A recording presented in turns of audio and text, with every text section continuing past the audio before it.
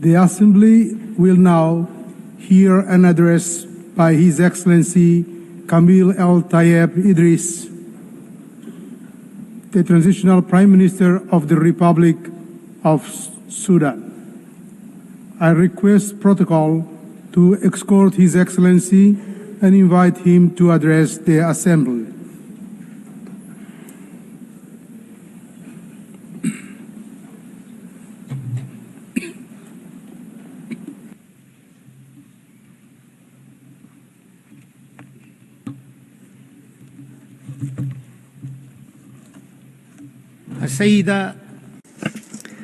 Madam Annalena Baerbock, President of the General Assembly, His Excellency Antonio Guterres, Secretary General of the United Nations, Your Excellencies and Majesties, Kings and Heads of State and Government, Your Excellency, Ministers, ladies and gentlemen, heads of delegations, peace and God's blessings be upon you. I congratulate Ms. Annalena Baerbock on her election as President of the General Assembly's 80th session.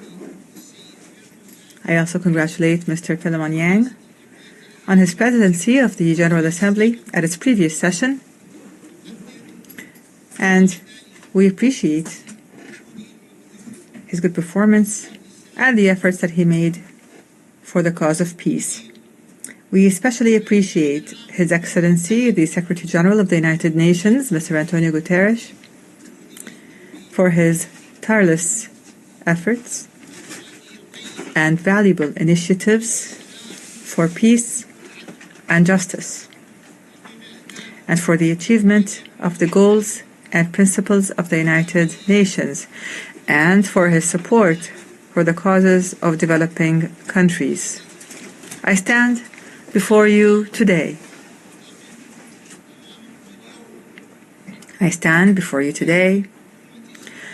On behalf of the civilian government of the Sudan.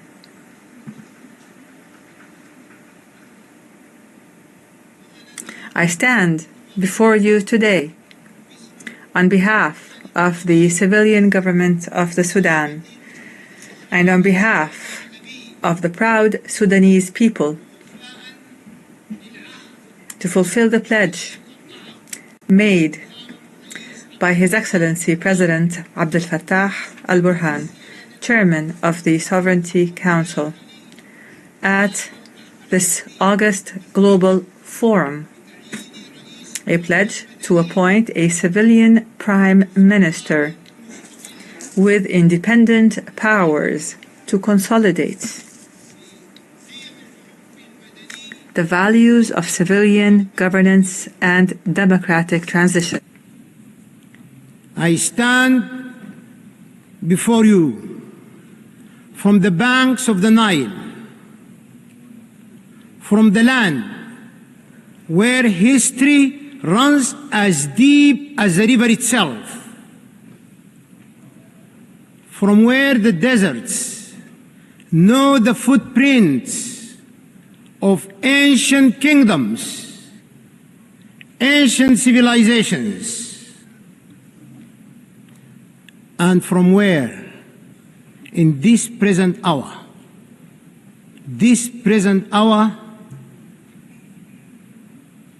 the dust still carries the scent of war.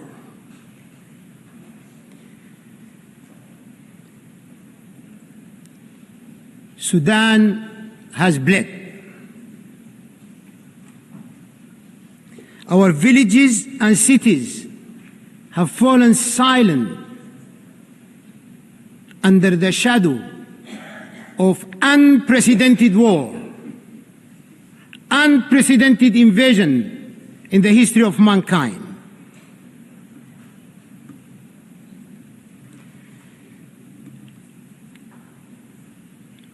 Our children have known fear before they have known the meaning of life.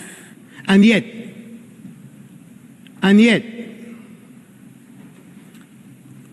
the ashes of war, there is a unique pulse that refuses to die. It beats in the refugee's quiet prayer, in the farmer who plants, though he may never reap, and in the mother who sings her child to sleep beneath an open sky. From that pulse, distinguished leaders of the world, from that pulse, I share with you these words. Amalun. Hope reborn of our unity and strength emanating in our peace.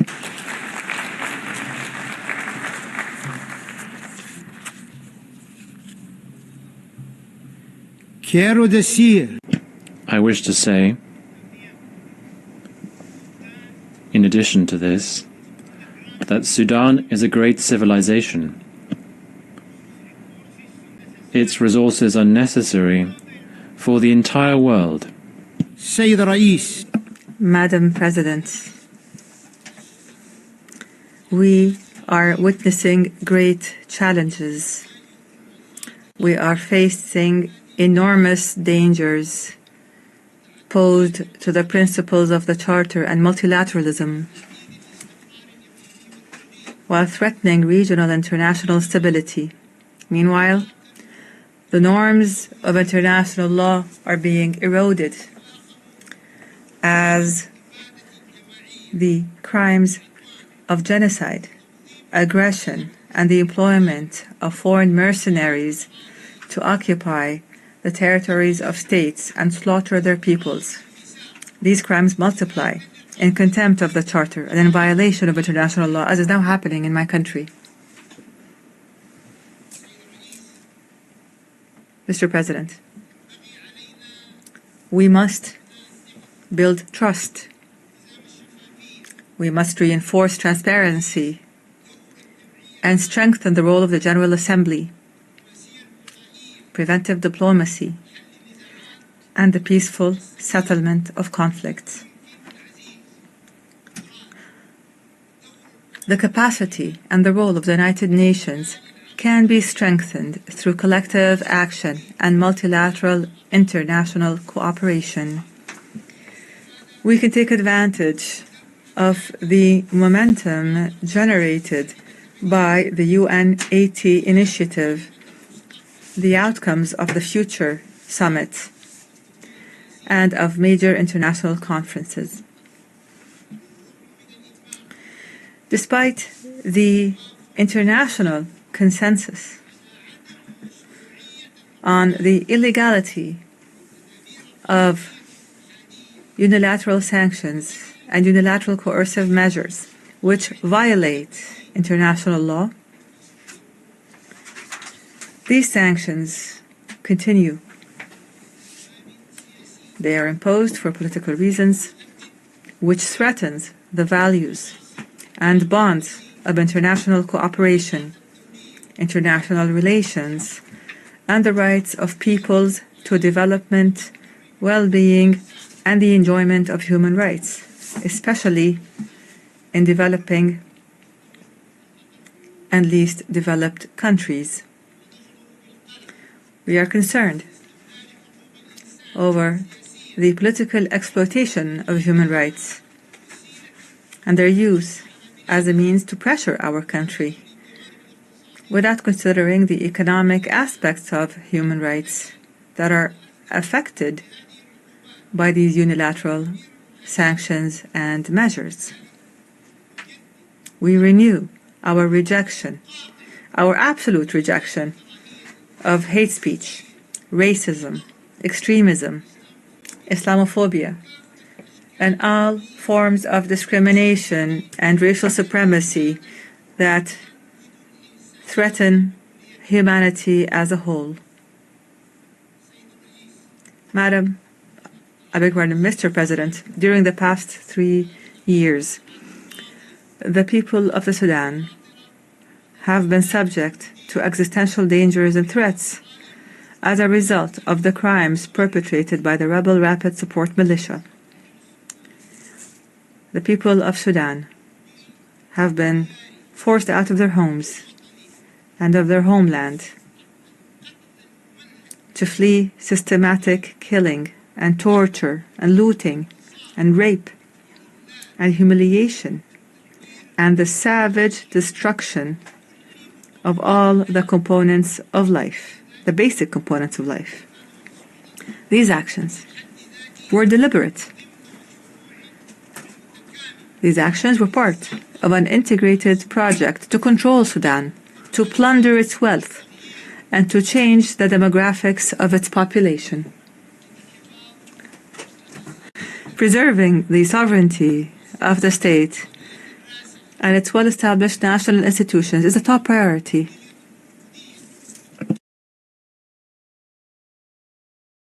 It is an existential issue for the Sudanese people. Therefore, the civilian transition and democratic transformation under the leadership of the civilian government of hope and the establishment of peace will not be achieved without ensuring that we have strong national institutions that preserve the sovereignty and territorial integrity of the state. The international community, and you are the leaders of this international community, you are the entire international family. The international community must work to stop the flows of lethal weapons, advanced ones, to the terrorist militia. It must condemn the militia, criminalize it, and classify it as a terrorist group, and must stop the flow of mercenaries.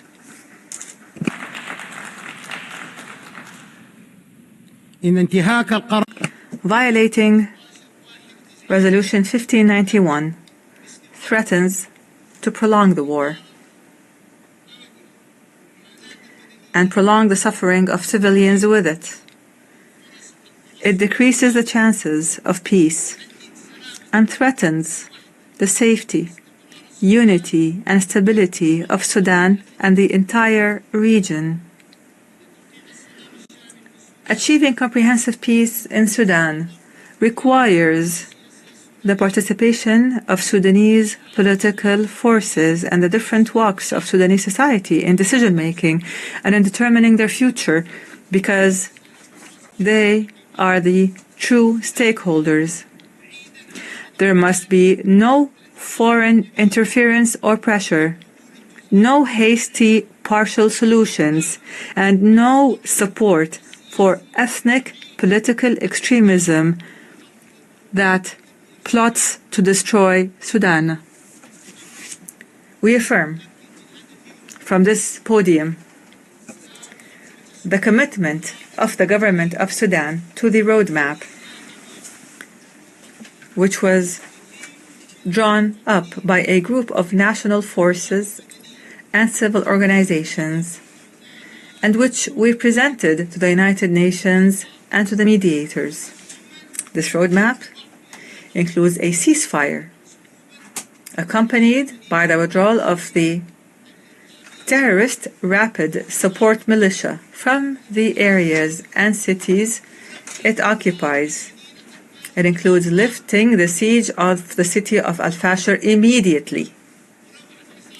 Lifting the siege on the city of Al-Fashir immediately, as well as the city's environs, in implementation of Security Council Resolution 2736, adopted over a year ago.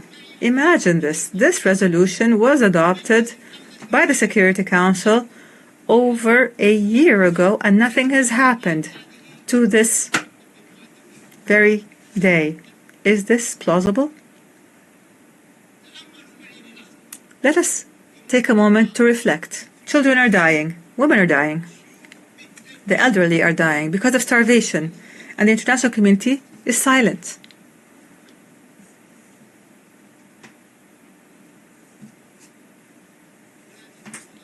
All of these measures include the dignified and safe return of the displaced and of refugees. It includes facilitating humanitarian access to the needy and affected, and continuing with the transitional political process towards democracy.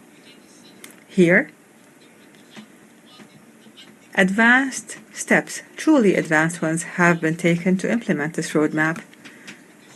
I have formed a civilian government of technocrats that will engage in a Sudanese national dialogue that includes all political and societal forces to lay the groundwork for elections that are free and fair,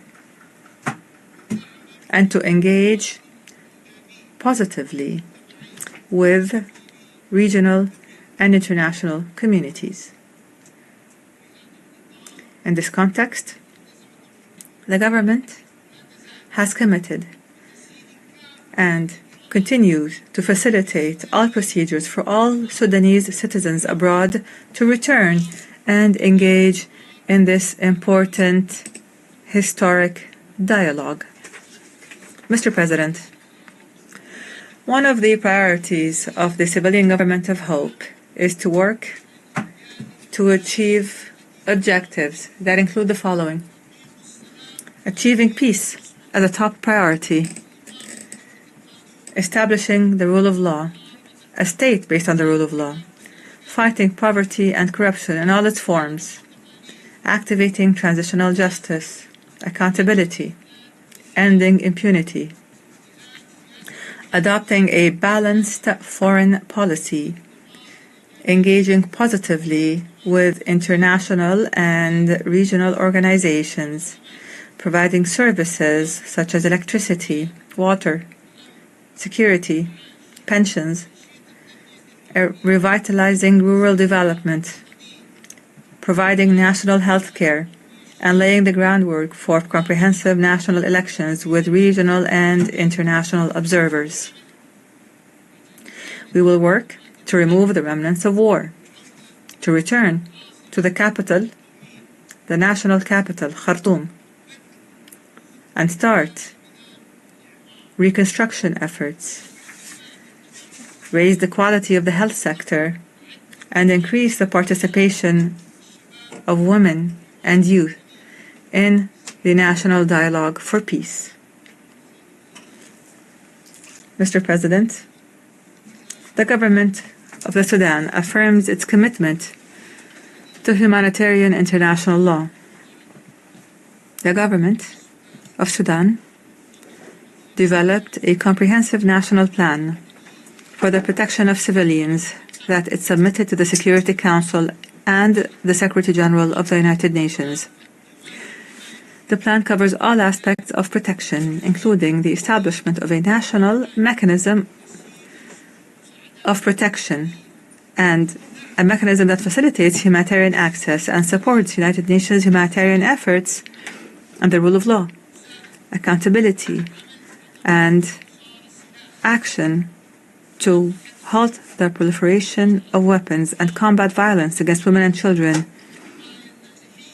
This plan addresses issues of displaced persons and the refugees and seeks to achieve a comprehensive peace. Moreover, the government has signed a cooperation framework with the United Nations.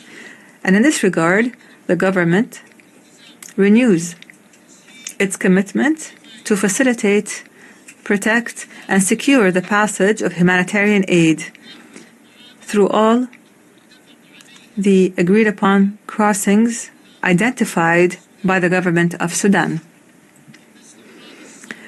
The continued international silence on the crimes of the rebel terrorist militia and their siege of the city of Al-Fashir and their bombing of IDP camps and places of worship and educational institutions, their looting of markets and of public and private property, and their destruction of health facilities throughout the country. This silence is tantamount to an encouragement and to giving a green light for these militias to continue with their crimes and their violations. Our doors will remain open. Our doors will remain open to the United Nations and regional and international organizations. We call on the international community to support the choices of the Sudanese people and their civilian government, and to support African solutions to conflicts through the will and national ownership and without any tutelage. Mr. President, the dangerous deterioration and escalation and the status quo, what has become of the situation in the Middle East, especially the catastrophic situation in occupied Palestine and the Gaza Strip, warn of serious consequences for the region and its people and its peoples. And here we renew our conviction that no stability and no security will be achieved in the region without a just and permanent and comprehensive settlement of the Palestinian question. That would allow for the establishment of an independent, sovereign Palestinian state with Al-Quds as its capital on the borders of June 1967, in accordance with international legitimacy resolutions. And here we condemn the blatant Israeli attack on the sovereignty of the sisterly state of Qatar, which threatens international peace and security. Without peace, there is no viable future. Without peace, there is no viable future. Excellencies, ladies and gentlemen, is supportive of peace and security, human rights, and sustainable development goals, without which there will be no lasting peace. However, let me say it clearly and openly, our sovereignty and territorial integrity are red lines. We will never give up. I promise you, we will never give up, and I thank you for your attention. Thank you. On behalf of the Assembly, I wish to thank His Excellency, the Transitional Prime Minister of the Republic of Sudan.